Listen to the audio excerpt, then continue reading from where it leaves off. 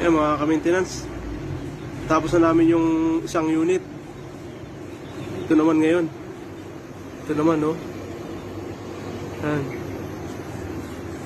Halos kalahati na yung natapos namin.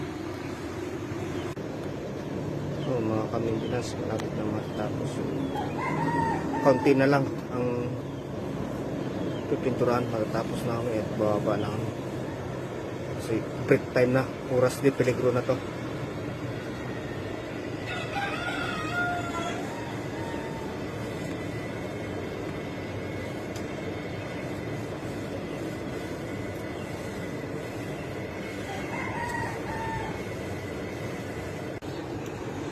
Ayun mga ka-maintenance, tapos na natin.